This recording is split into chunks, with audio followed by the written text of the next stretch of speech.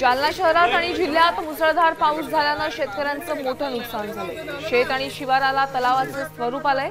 शेतातील उभी पिकं पाण्याखाली गेली आहेत। दरम्यान बदनापूर तालुक्यातल्या काजळा गावात अतिवृष्टी झाल्याने शेतकऱ्यांचं कापूस आणि सोयाबीनचं मोठं नुकसान झालंय। दरम्यान जालन्यातील बदनापूर तालुक्यातल्या काजळा परिसरामध्ये नुकसानीची पाहणी करण्यासाठी तहसीलदारांचं पथक बांधावर गेलं असता शेतकऱ्यांनी हा आक्रोश केला।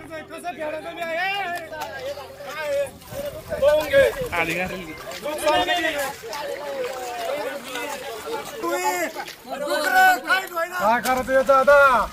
हा ढगफुटी झाली रात्री काजळा शहरामध्ये, घोटांच्या काजळ्याच्या शहरामध्ये।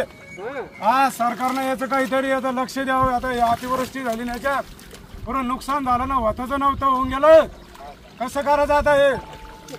हा याच्या तहसीलदार, तलाठी, ग्रामसेवक सगळ्यांनी येऊन काहीतरी शेतकऱ्याचं करायला येऊन पाहिजे। नुकसानीचे पंचनामे व्हायला पाहिजे। नुसतं पोकळ घोषणा देऊन काय होणार आहे? शेतकरी मराठा आज कर्ज कसं फेडायचं?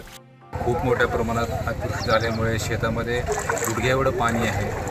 मी सर्व आपले कृषी सहाय्यक, तलाठी आणि ग्रामसेवक यांना संयुक्त पंचनामे करण्याचे आदेश दिलेले आहेत।